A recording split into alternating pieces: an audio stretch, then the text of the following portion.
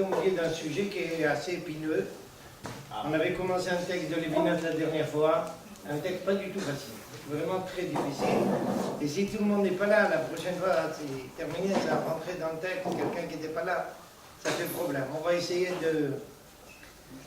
d'amadouer tout ça, on va voir combien on arrive à le faire. Vous avez en face de vous deux feuilles, vous avez une feuille qui contient un texte de Lévinas et une autre feuille qui contient quelques textes du Talmud. D'accord? Regardez, le texte de Lévinas, ce n'est pas un texte entier, complet, c'est une partie d'un texte, d'accord? Qui porte le nom de judaïsme étant présent. On va lire quelques lignes ce soir. En français, ça il n'y aura pas de problème, je suppose. Ok?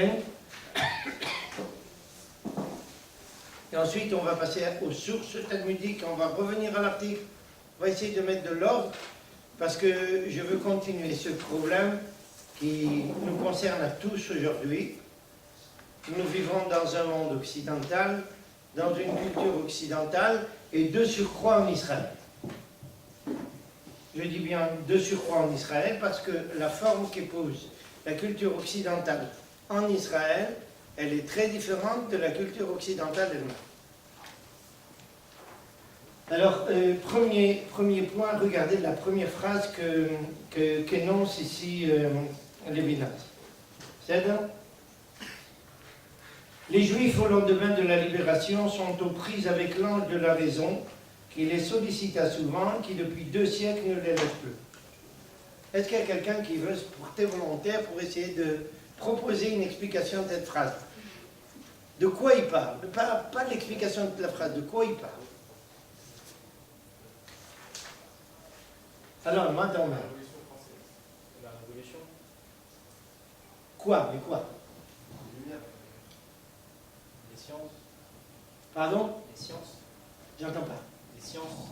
J'ai pas entendu. Les sciences. Oui, et quel est le problème? Pourquoi il lit ça avec ce qui s'est passé à la fin de la guerre?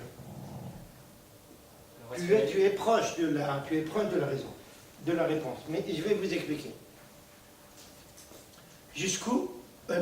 Jusqu'à la Révolution française, où vit un juif, surtout en Europe.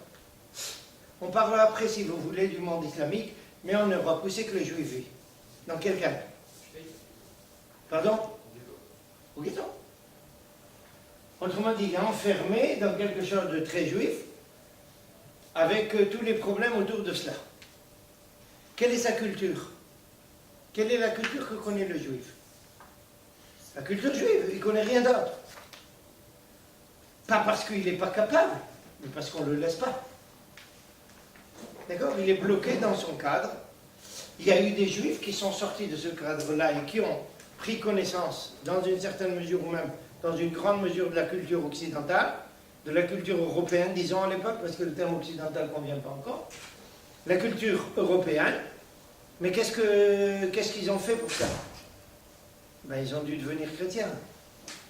Ils ont abandonné leur judaïsme. D'accord? Le juif qui, avant la Révolution française, sort du ghetto, il est perdu pour le peuple juif. Fini. D'accord? Arrive la Révolution française, le juif peut sortir pour la première fois en Europe de son ghetto. Qu'est-ce qu'il va faire? Beaucoup d'entre eux, qu'est-ce qu'ils vont faire? Ou un juif se jette tête baissée, sans réfléchir. À l'université. Il va directement à l'université, il ne réfléchit pas. Pourquoi? Pour une raison très simple. Le juif a toujours été intéressé par une culture. Il a toujours été intéressé par la connaissance. D'accord? On lui ouvre les portes du ghetto, il va dans ce qu'il pense être le panthéon de la connaissance, donc l'université. Seulement, attendez, à l'université, pour la première fois, il rencontre un processus intellectuel complètement différent de ce qu'il avait connu jusqu'à aujourd'hui. Toute sa culture par le passé était une culture juive, autrement dit qui repose sur la foi, qui repose sur la transmission, et je mets l'accent sur le deuxième point, sur la transmission, je dis transmission, ce qu'on appelle en hébreu Matzoret. Ce qui est pour lui directrice de conscience, si je peux dire, c'est la Matzoret. il arrive à l'université, et surtout après le siècle des Lumières, qu'est-ce qu'il trouve à l'université? Eh bien, ce qu'on trouve depuis jusqu'à aujourd'hui, comment on démolit la massorette. Jamais le principe de l'université, c'est casser la massorette. Dans tous les domaines. Vous voulez la preuve? Comment on construit une nouvelle théorie scientifique? On prend la précédente, on la met en pièces détachées, on en crée une autre. Autrement dit, on démolit ce qui était acquis jusqu'à maintenant pour créer quelque chose de nouveau. Même en science, ça se passe comme ça. A fortiori, sur le plan juif. Et se passe des phénoménologies, c'est la première fois, surtout au début du 19e siècle, la fin du 18e, début du 19e siècle, on commence à s'occuper très sérieusement d'archéologie, d'histoire. On commence à procéder à des fouilles ici au Moyen-Orient. On commence à retrouver des traces de culture ancienne. Et on commence à comparer les cultures anciennes aux cultures bibliques. Jusqu'alors, que ce soit pour les juifs ou pour les non-juifs en Europe, je précise en Europe, l'histoire est filtrée toujours par la Bible. Or, au XIXe siècle, on essaye de mettre en pièces détachées la Bible. Mais c'est la première chose que vont faire. Comment ça se passe? Ça se passe pour plusieurs raisons. D'abord, parce que les protestants ont décidé de démolir le christianisme. Alors, pour démolir le christianisme, ils commencent à taper sur toute la tradition chrétienne.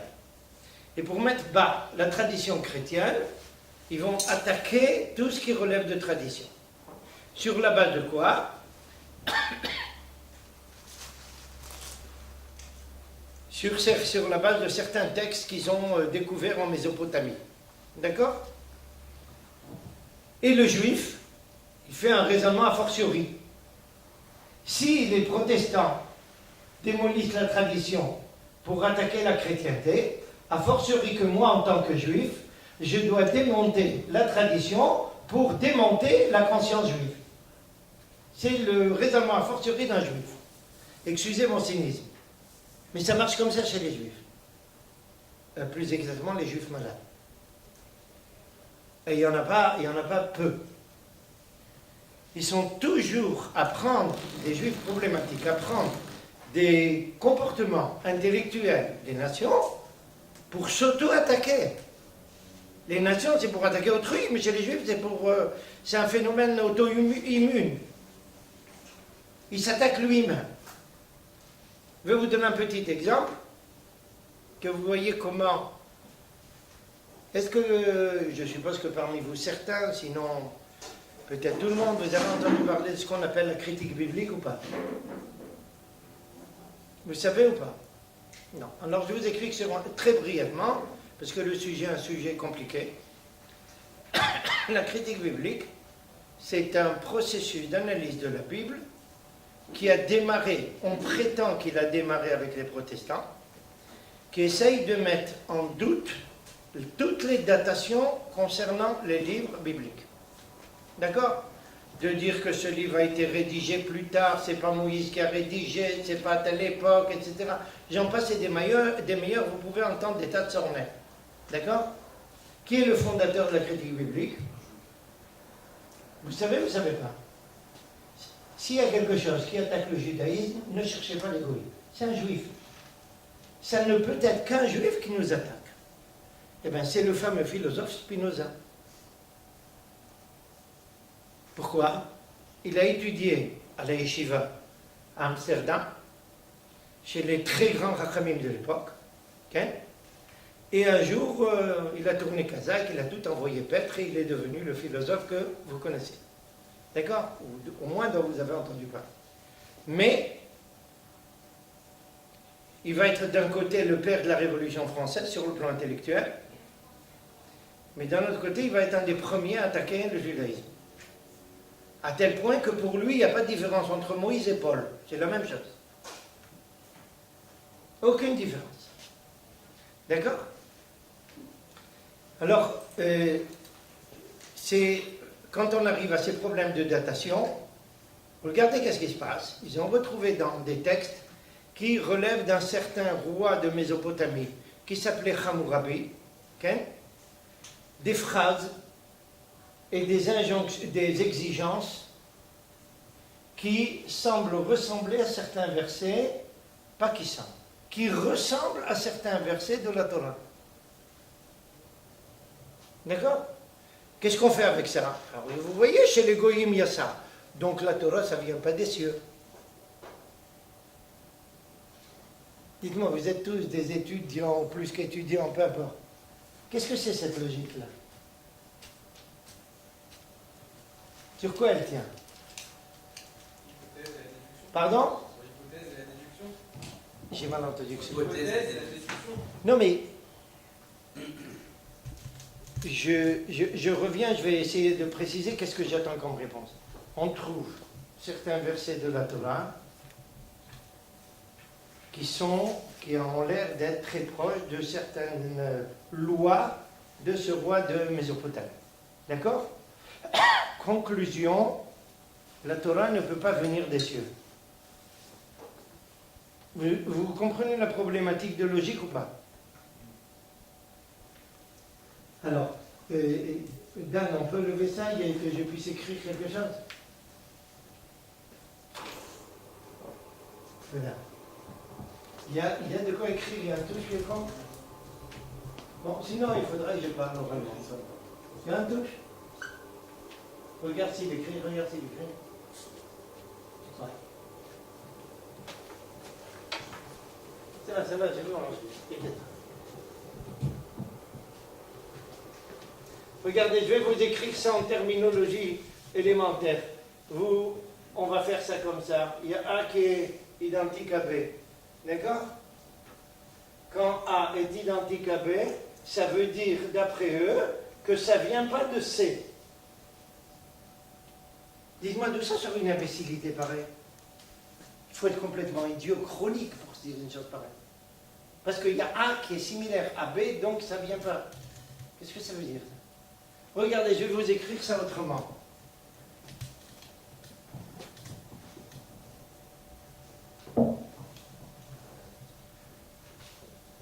Tu ne tueras pas. D'accord? Alors il y a écrit A. On va écrire ici. Tu ne tueras pas et tu ne tueras pas. Il y a deux endroits où il y a écrit tu ne tueras pas. Étant donné qu'une a été écrite par des hommes, ça veut dire que ça ne vient pas de Dieu. Dis-moi, il faut être malade mental. En tous les cas, quelqu'un qui m'écrit quelque chose comme ça en maths, je lui aurais donné 0. En logique, 0. Qu'est-ce que ça veut dire? Est-ce qu'un être humain ne peut pas dire quelque chose de vrai? Je ne comprends pas.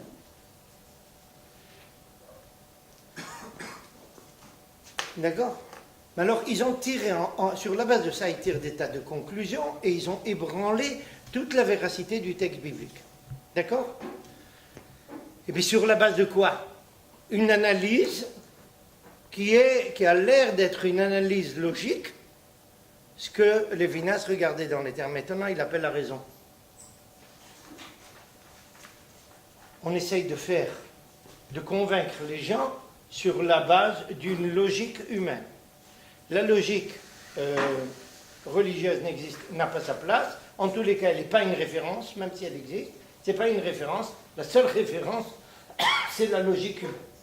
D'accord? Le juif sort de son cadre traditionnel, il se retrouve en face de la logique humaine classique de l'université, et il a un problème. Regardez, je vais vous donner un exemple. Quelle est la première question que pose un juif, ou que se pose un juif, ou à qui on pose quand il commence à lire la Torah à notre époque? On dit, tu commences à lire la Torah, il y a écrit que dans le texte de la Torah, le monde a été créé en 6 jours. On est là à 13 milliards et demi ou à 16 milliards, peu importe si c'est Princeton ou Harvard. Okay? À 2 milliards et demi près, c'est pas grave. Et puis ça ne correspond pas. Qu'est-ce qu'il fait le juif devant une situation pareille? Il ne sait pas toujours se mesurer à une situation pareille. Eh bien, c'est ce dont parle Lévinas ici. Il appelle ça l'ange de la raison. Okay? Ça donne. Dites-moi, en fait, vous savez comment on répond à des questions pareilles ou pas? Vous ne savez pas? Bon, prenez un exemple de base. Ok. Toutes les questions sur la Torah, elles sont toujours bêtes. En tout cas, non, elles ne sont pas que bêtes les questions, mais elles viennent de personnes pas très intelligentes. Disons ça sous cette forme. Je vais vous écouter ça. Regardez un petit exemple. Écrit que dans la Torah, le monde a été créé en 6 jours. D'accord? Qu'est-ce qui a été créé le premier jour? D'après le texte de la Torah, j'espère que vous vous rappelez. Ça a été créé. Vous êtes d'accord? La lumière. D'accord? Et enfin, quand est-ce que le soleil a été créé? Le 4e jour. Vous savez d'où elle sort une lumière sans soleil?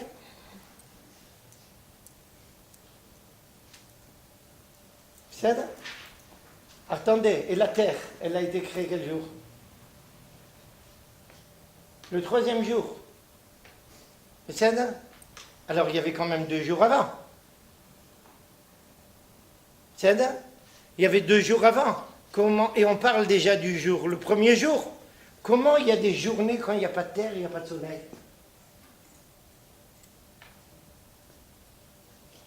Vous êtes d'accord que ça n'a pas de sens?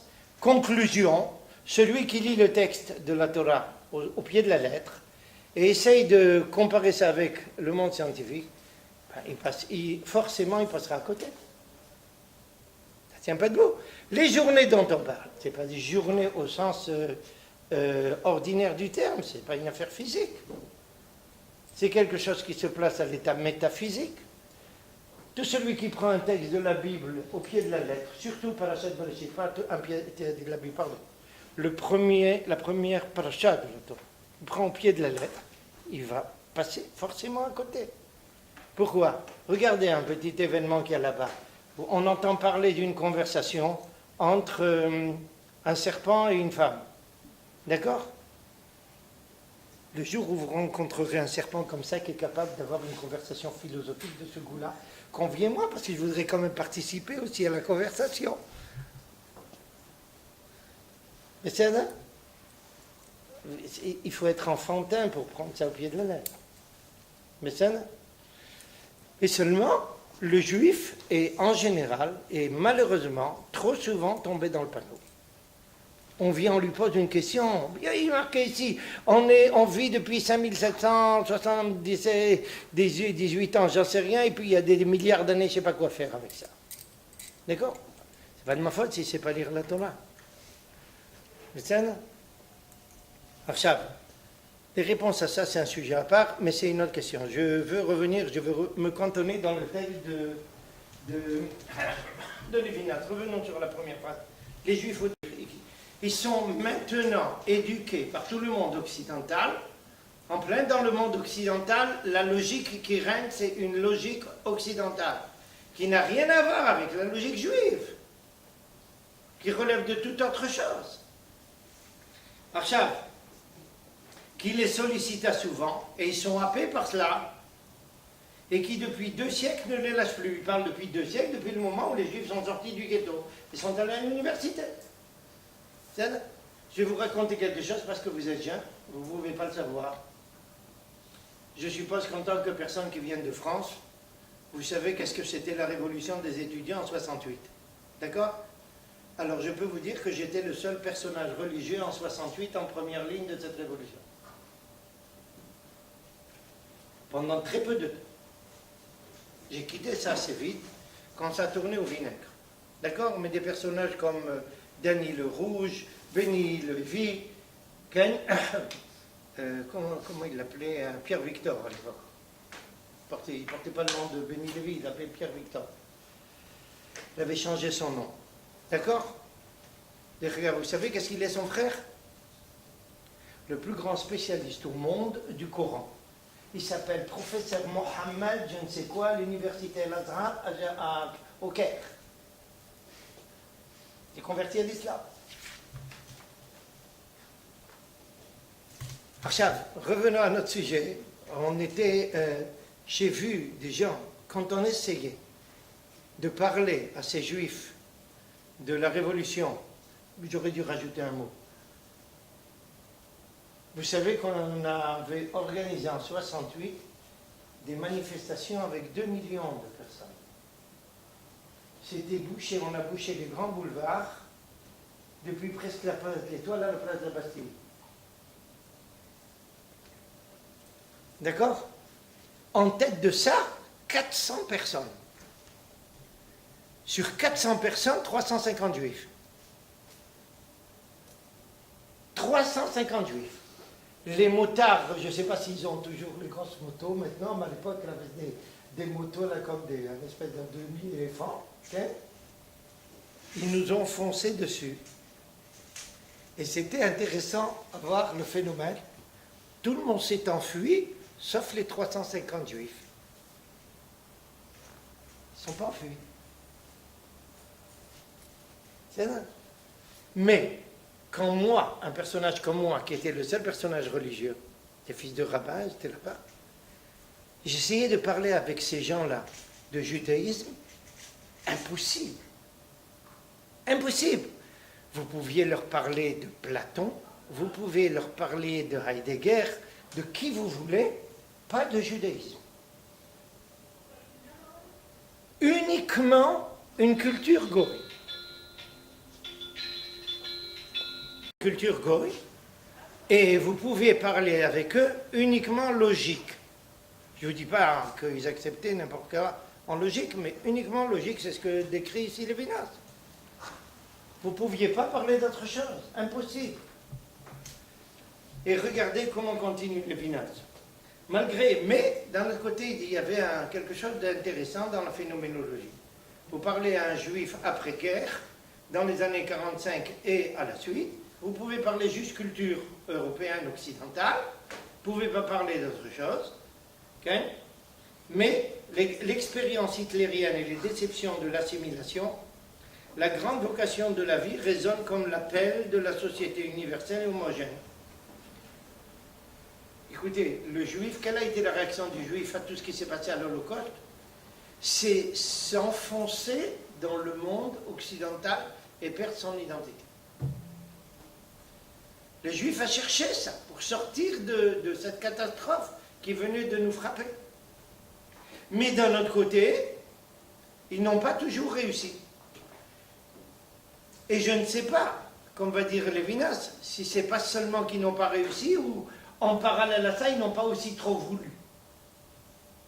Regardez la suite. Il ne s'agit pas... Il y avait ici un appel, ce qu'ils appellent la société universelle. Vous savez, vous êtes jeune, vous ne pouvez pas savoir, vous savez la quantité de rescapés de l'Holocauste qui étaient décidés à se marier avec des non-juifs pour ne plus laisser de descendance juive. Pourquoi? Ils disaient, on ne veut plus que nos enfants soient. Donc on va se fondre dans la société universelle.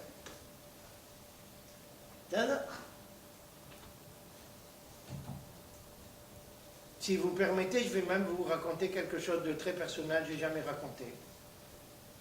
Mon père s'est marié avec mon père était officier pendant toute la Seconde Guerre. Il avait aussi son diplôme de rabbin. Donc, une fois que la guerre était à peu près terminée, on recherchait des gens avec une formation de rabbin pour s'occuper des rescapés. Okay? Et on lui a demandé de s'occuper des rescapés d'Auschwitz. C'est comme ça qu'il a connu ma mère. Il a épousé ma mère. Ma mère, elle ne voulait pas d'enfant. Au début, elle ne voulait pas d'enfant. Il a dit, pourquoi tu as dit, je vais amener des enfants pour qu'ils retournent dans un four crématoire? Je ne veux pas. Bon, mon père l'a convaincu, mais vous voyez qu'il y a des convictions qui marchent. Mais il fallait la convaincre. Parce que pour elle, on ne voulait pas une nouvelle souffrance, comme ça. Alors ça s'est passé à plusieurs niveaux. Ça s'est passé au niveau humain, c'est une réaction comme tous ces gens qui ne voulaient plus d'enfants. Ça s'est passé sur le plan intellectuel. On ne veut plus entendre parler du judaïsme, on veut se fondre dans la société universelle parce qu'on en a marre de tout ça. D'accord? Alors, avant qu'on puisse continuer ce texte qui est très compliqué, je voudrais que vous preniez avec moi, s'il vous plaît, la page qui est écrite en hébreu. Prenez la page écrite en hébreu. Et je vais essayer de procéder à une introduction. Sachez que pour un juif qui n'a pas perdu la conscience juive, tout ce phénomène, ou plus exactement tout ce que le peuple juif a traversé pendant 2000 ans d'histoire, c'est une prolongation de quelque chose, d'un phénomène qui s'est passé il y a 4000 ans. Et je précise, il y a 4000 ans, il y a des personnes que vous connaissez bien, qui s'appellent Abraham, Yitzhak et Yaakov. D'accord? Yitzhak a 2 enfants. Un, Esav, et le second, Yaakov. Nos Chachamim n'ont pas hésité, et on va le voir tout de suite, à nous présenter ce combat. Il y avait un conflit entre ces 2 frères, vous le savez parfaitement. Ce que nous avons vécu pendant 2000 ans, et on vit encore dans une certaine mesure, c'est ce même conflit. Il n'est pas terminé. Il épouse d'autres formes, il est bien plus élargi, il a épousé les formes dramatiques. Le paroxysme était indéniablement l'Holocauste. Mais aux yeux de nos Chachamim, c'est ce conflit entre Yaakov et Esav qu'il y a là. Comment comprendre ça et pourquoi? Peut-être on va essayer d'expliquer tout ça. Regardez d'abord une petite introduction à cela dans un texte du Talmud, dans Masechet Chulin. Tout le monde sait ce que c'est le Talmud, j'espère ici, je sais qu'il y a beaucoup qui savent, je n'ai pas besoin d'expliquer, non? D'accord. Alors vous savez que le Talmud est partagé en 6 parties, okay? Et il y a tout un traité consacré à tous les problèmes de cacheroute, entre autres depuis l'abattage rituel, la viande, etc. Tout ce qui concerne la cacheroute juive, il s'appelle Chulin. Pourquoi il est appelé Chulin? Parce qu'il est dans la 5e partie du Talmud, qui est entièrement consacré à tout ce qui relève du sacré au Beth Amikdash. Il y a tous les sacrifices, etc. Alors c'est le seul traité qui parle de quelque chose de terre à terre et qui relève du quotidien. Donc on l'a appelé Chulin, le profane, par rapport à tout le contexte. D'accord? Dans ce traité de Chulin, regardez à la 2e colonne, s'il vous plaît, le deuxième petit paragraphe, vous avez un texte de nos Chachamim qui parle de l'interdiction du guide anaché. Vous savez ce que c'est, le nerf sciatique. Depuis le combat entre Jacob et le fameux ange, Cain, il est resté infirme. Pourquoi il est-il resté infirme? Parce que, la Torah le précise, cet ange-là portait atteinte au nerf sciatique. Et depuis, interdiction de consommer le nerf sciatique. Maintenant, il y a une grande discussion dans le Talmud. Quel nerf sciatique a été atteint? Est-ce celui de la jambe droite, ou bien celui de la jambe gauche, ou bien des 2 à la fois? Sur le plan du Talmud, la question, elle est très pratique. Pourquoi? Parce que il est interdit de consommer ce nerf sciatique-là. Si c'est juste la jambe droite, alors c'est juste la jambe droite qu'il faut l'enlever. Si c'est de la jambe gauche, juste la jambe gauche, c'est des 2, c'est des 2. D'accord? Donc il y a un problème de cacheroute élémentaire. Mais il y a toute une discussion dans le Talmud entre plusieurs Chachamim, quel nerf, ou tous les 2, etc. Et ce texte, il est très intéressant. Regardons ce qui est écrit dedans. Rabbi Yoshua ben Levi, un des grands Chachamim du début de l'époque talmudique, dit Amar Kera, Behea Veko Rimo. Il veut prouver que le nerf sciatique en question, c'est celui de la jambe droite. Mais c'est comment il monte ça? Viens, alors je t'en prie, parce qu'il faut que je fasse une représentation ici. Je ne vais pas te toucher au nerf sciatique, t'inquiète pas. Non, mets-toi en face de moi. 2 personnes qui se battent, comment ils s'abattent? Ils essayent de s'attraper comme ça, d'accord? Un, il attrape l'autre. Alors, Rabbi Yoshua ben Levi dit, il est en train de les avec, c'est attraper quelqu'un comme ça. Il dit, quand il attrape comme ça, de quel côté il arrive? Du côté de la jambe droite. Il arrive à la jambe droite, d'accord? Donc il dit, puisque le texte dit que c'est comme ça, c'est la jambe droite qui est atteinte, la tienne. Ça y est, tu es... Achab. Alors c'est ce que dit Rabbi Yoshua ben Levi. Au passage, vous savez que cette interdiction-là, elle est signalée, même par les Chinois par le passé. Vous imaginez bien pourquoi. Ils mangent les cafards, les souris, n'importe quoi. Ils ne comprennent pas comment on peut jeter le nerf sciatique. Ça, c'est les cerises chez eux. Qui c'est qui parle de ça? Confucius, pas moins que lui. Il dit ces juifs qui mangent pas le nerf sciatique. C'est comme ça qu'ils nous appellent. Les gens qui ne mangent pas le nerf sciatique. D'accord? Non, ils n'ont pas compris pourquoi on ne fait pas un gâteau avec ça. Archa, regardez la suite du texte talmudique. Le Talmud dit Veyado magat les kafié mino chez Chavero. C'est comme quelqu'un qui est en train d'enceindre quelqu'un, donc il arrive à la jambe droite. Ça, c'est l'opinion de Rabbi Yoshua ben Levi. Un autre Chacham dit autre chose. Rabbi Shmuel ben Nachmani Amar, que goy nidmelo. Ici, je change un petit peu le texte. Là, je dois vous préciser quelque chose, on va en avoir besoin pour la suite. Le texte talmudique dont nous disposons, ou pas dont nous disposons, non, je précise maintenant, je vais être plus précis. Le texte talmudique imprimé aujourd'hui est un faux. Dans quel sens? Faux, le terme est fort. Et a été faussé dans nombreux endroits. Pourquoi? La censure chrétienne a falsifié des textes. Elle savait qu'à certains endroits on les critiquait, ils ont falsifié ça, et entre autres, le terme qui a été le plus falsifié, c'est tout endroit où on parle du mot goy. Ils ont enlevé le terme goy, ils nous ont imposé de mettre rovet kochavim, ça veut dire quelqu'un qui est pas idolâtre, comment on dit? C'est pas idolâtre, celui qui sert les étoiles, etc. D'accord? Ils nous ont imposé de marquer ça. Et ça, ceux qui le savent, tant mieux, ceux qui ne le savent pas, il faut absolument rappeler ça.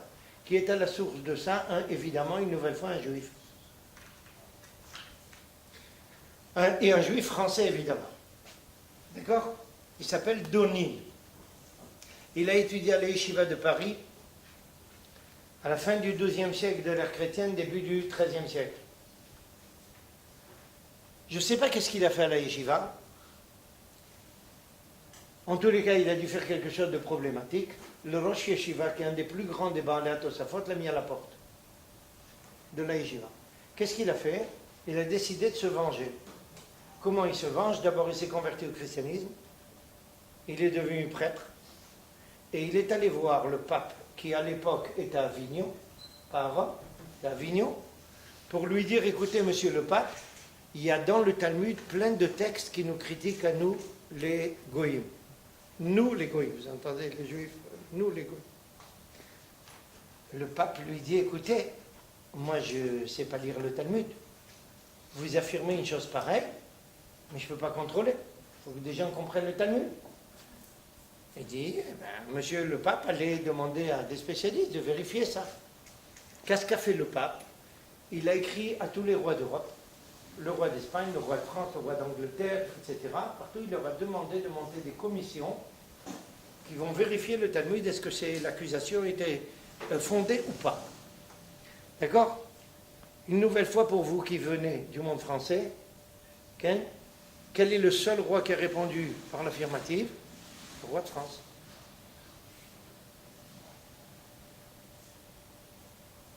Et qui c'est? Saint-Louis. D'accord? Vous savez que c'est un antisémite virulent comme il n'y en avait pas deux. Qu'est-ce qu'a fait Saint-Louis? Il attrape Donin, il lui dit montre-moi les textes. Donin est français, il parle français. Il explique au roi de France, regardez, voilà. Qu'est-ce qu'il fait le roi de France? Il monte une commission et il décide qu'il y aura un jugement du Talmud. Comment le jugement va procéder? Il y a 3 représentants de la chrétienté en face de 3 représentants du judaïsme. Je n'ai pas besoin de vous dire que le procès il a été vendu d'avance. Okay? Et un des 3, il y avait 2 archevêques et Donin, du côté chrétien. Et du côté juif, il y avait 3 des Baalei Tosafot, entre autres le Rosh Yeshiva de Donin. Okay? Rabbi Yechiel mi Paris. Et le texte, il y a un peu plus qu'un an, j'ai traduit ce texte, le texte de toute la conversation. Je l'ai sorti des manuscrits en latin. Je l'ai trouvé, il a été consigné en latin, il se trouve dans un manuscrit à la Bibliothèque de France, et je l'ai traduit en hébreu. D'accord? J'ai publié ce texte, extrêmement intéressant. Et il faut voir les accusations terribles de Denis, etc. Évidemment, le procès est perdu d'avance, c'était pas la peine de chercher. Et le procès a eu lieu en présence de la femme de Saint-Louis, en permanence. Et elle intervenait. Vous voyez la situation déséquilibrée ici. C'était très difficile de défendre le judaïsme dans des conditions pareilles. Toujours est-il, le Talmud a été condamné. Et qu'est-ce qu'on a fait? Sur la place, que vous connaissez tous, au moins ceux qui viennent de Paris, en face de leur dame de France, je ne peux pas dire notre, c'est la leur, c'est pas la mienne. Il y a cette grande place, si vous la connaissez. On a exigé que tous les manuscrits du Talmud soient amenés et qu'ils soient brûlés sur place. Et pour que ça ne s'éteigne pas trop vite, on a mis aussi pas mal de juifs au milieu des flammes. Et je vous raconte ça parce que j'étais étudiant à Jussieu. Je rentrais très souvent puis à la maison, je traversais la cité. Quand on traverse la cité, on passe là-bas. Quand j'arrivais là-bas, je marchais sur la rue. J'ai refusé de monter sur le trottoir. Je refusais de marcher où on avait brûlé des juifs et des rachas. Et j'ai pas besoin de vous dire que c'était dangereux, ça roule comme des fous là-bas, mais je refusais de monter là-bas. C'est gravé dans ma mémoire, c'est pas quelque chose qu'on peut laisser passer comme ça. L'homme chané, regardez, et il y a des endroits où on a falsifié quelques textes, mais il y a des endroits où on a arraché les textes. Regardez, je vous ai amené ici quelque chose pour vous montrer qu'est-ce qu'ils ont fait. Vous avez un des textes qui a été le plus falsifié pour des tas de raisons que je pourrais expliquer plus tard. Je vais vous montrer une page, seulement une page, parce qu'elle est une des plus marquantes.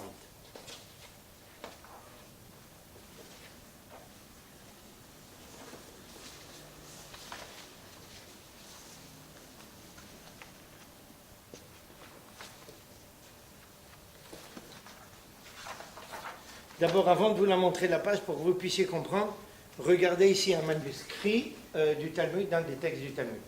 C'est un manuscrit qui se trouve au musée de Madrid. D'accord? Alors vous voyez aussi, il y a beaucoup de choses très intéressantes en soi, indépendamment du problème dont nous parlons. Mais regardez maintenant, je vais vous tourner la page.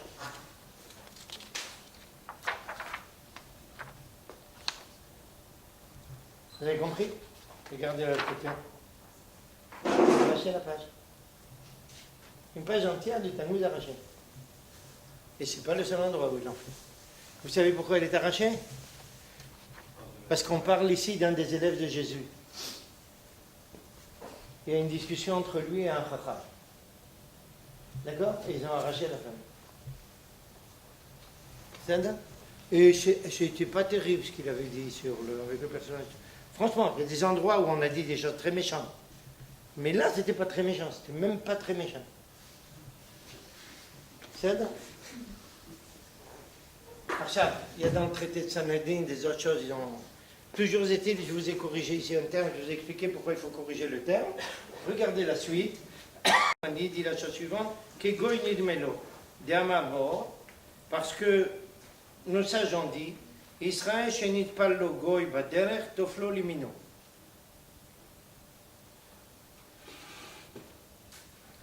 Regardez quelque chose, là, il va falloir que vous preniez un petit peu patience, ne sautez pas là-dessus.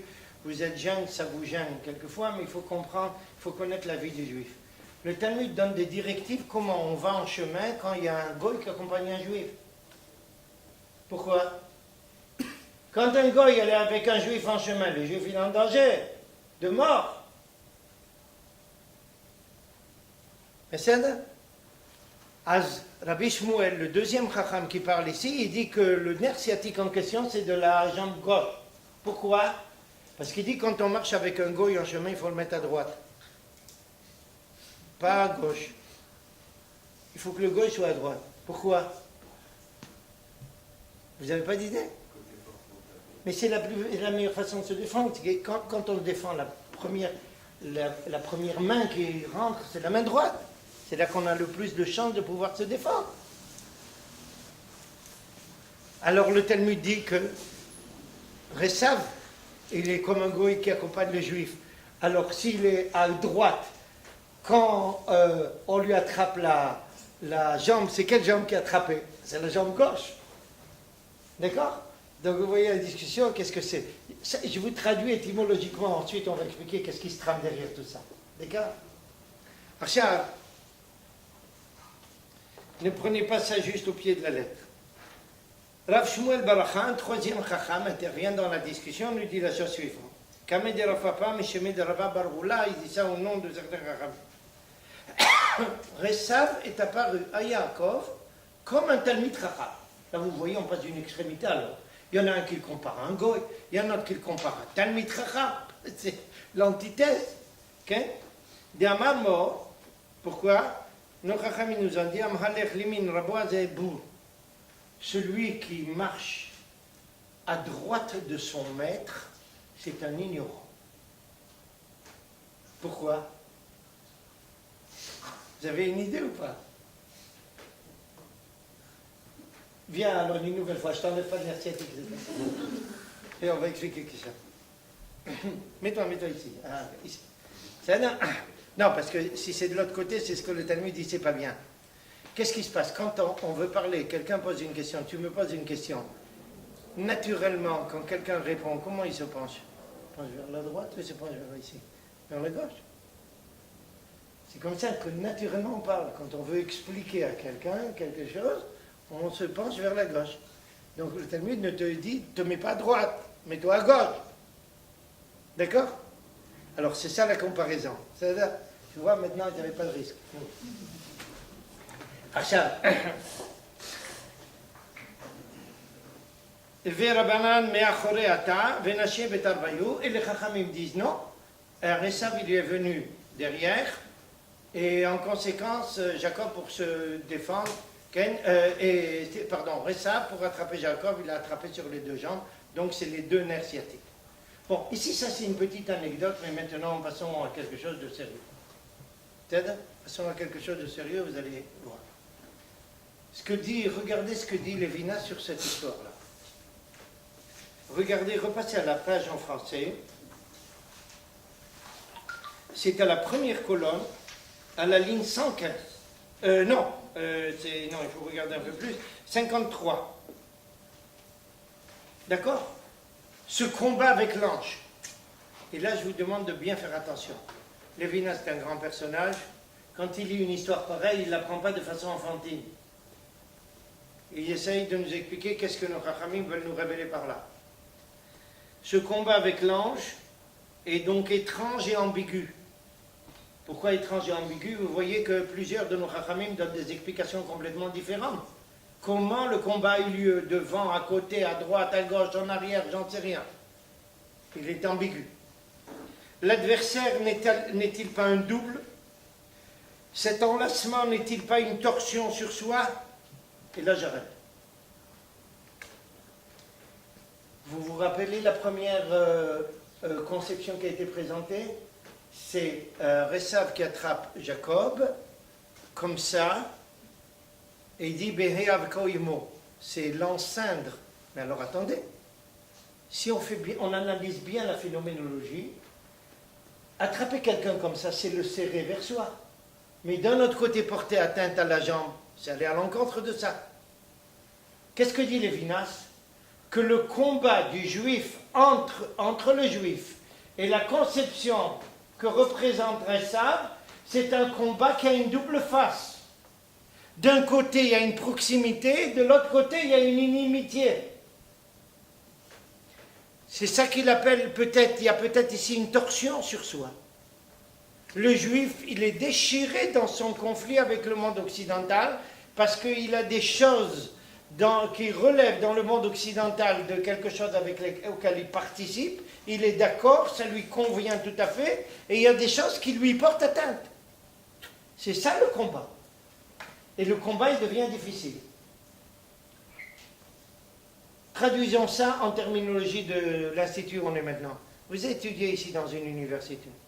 Dans l'université, il y a des tas de choses extrêmement positives qu'on vous enseigne.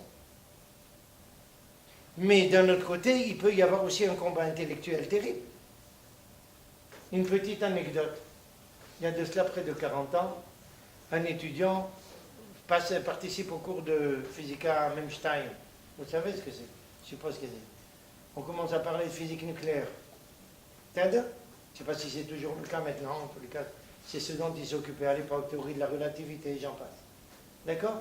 Rentre un professeur, un des principaux professeurs de la faculté de physique de l'époque, membre de la commission qui décide qui est le prix Nobel de physique. Donc pas un physicien de la rue. Première phrase, je vous en ai peut-être parlé, première phrase, il dit aux étudiants, les religieux, vous devez changer de conception. Il n'a pas dit encore un mot de théorie de relativité. Première phrase.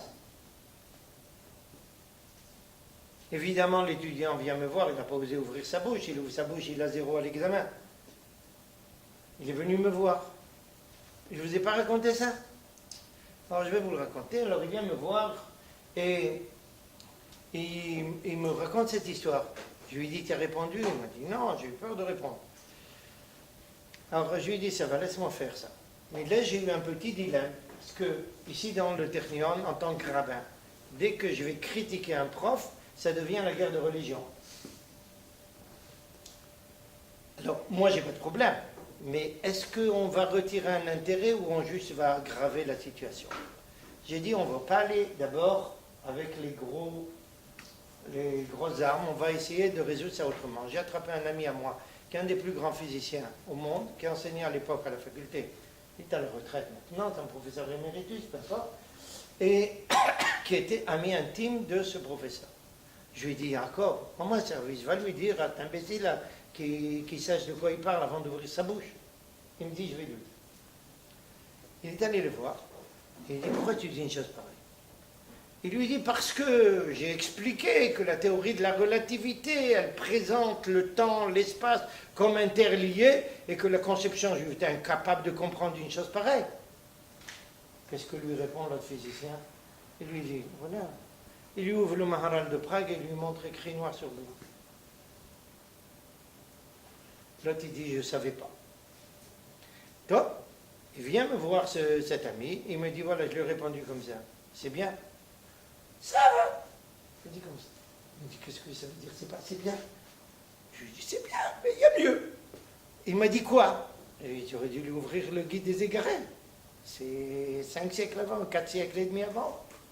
Montre-lui. Il me dit, bon, je vais aller lui montrer. Je lui dis, non, ne lui montre pas. Il me dit, pourquoi? Il me dit, viens, je te montre un texte du 1er siècle avant l'ère chrétienne, c'est les Chacham.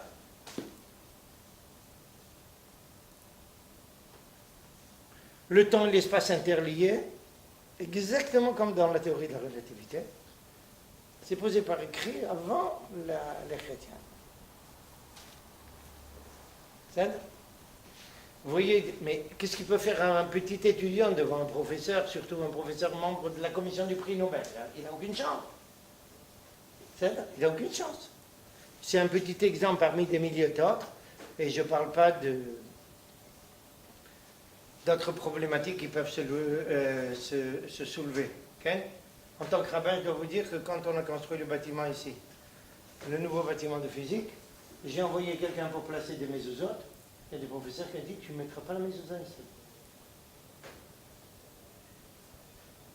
Avec moi, ça ne marche pas. Parce que je lui ai dit, à donner un IRPAD, cette pièce, elle ne t'appartient pas. Elle appartient au technicien, c'est pas à toi. Si tu m'en payes, si tu refusais que je te mette une mésosautre dans ta maison, c'est ton droit. Mais ici, ce n'est pas ta maison. C'est celle du Technion, c'est celle du peuple juif tout entier, de l'État d'Israël, peu importe, c'est pas toi. On te l'a prêté. Alors, il y aura mezouza ici. Tu es content ou tu n'es pas content, il y aura mezouza ici. Bon, je n'ai pas besoin de vous dire que après, c'est une guerre sans fin. Hein? On a l'habitude en tant que rabbin, c'est pas toujours agréable, mais enfin, on a l'habitude. Toujours est-il que les Juifs ici se retrouvent dans le monde occidental avec deux aspects. Quelque chose d'extrêmement positif, parce qu'on sait que ça fait progresser l'humanité, est quelque chose qui démolit la tradition et on ne peut pas marcher. Alors Lévinas dit c'est une véritable torsion pour le juif parce que il ne sait pas où se mettre. Il est avec ou il est contre. Comment on avance là-dedans? Et là, je suis obligé de vous... On doit arrêter maintenant, non? Alors, brièvement pour introduire la suite, parce qu'on n'a pas terminé, on démarre ça. Un point important. Dans la conception juive, depuis l'Empire romain, nos Chachamim présentent l'Empire romain comme le prototype de la conception de Esav, et le monde juif, c'est Jacob. Le conflit entre les deux, sous toutes les formes, c'est ce même conflit entre ces deux personnages. Comment Esav apparaît dans la Torah? Revenons à quelque chose de très élémentaire. Quelqu'un qui est dans les champs, qui participe à la chasse, un personnage puissant, sans morale. Et Yaakov Avinu, qui a l'air d'être le petit juif, en train de prendre un texte de Talmud. Je dis ça de façon très caricaturale, mais ça correspond à ce que nous avons. Et nos Chachamim ont procédé, durant toute l'histoire, à une identification entre Esav, toute sa conception, et tout le monde occidental, depuis l'Empire romain jusqu'à aujourd'hui. Et il faut comprendre pourquoi on va essayer de comprendre ça. D'abord, je vais vous le montrer dans un texte talmudique. Il est déjà posé ici par écrit, mais on pourra le lire plus tard, seulement plus tard, il nous faut un peu de temps pour ça. On va voir comment nos Chachamim voient ça et pourquoi on voit ça. C'est-à-dire, je vous montrerai au milieu comment Internet apparaît là-bas aussi. Vous allez voir. C'est-à-dire, ça suffit pour ce soir. Quand est-ce que vous finissez le semestre? Quand est-ce que les examens commencent? Pardon? Dans un mois.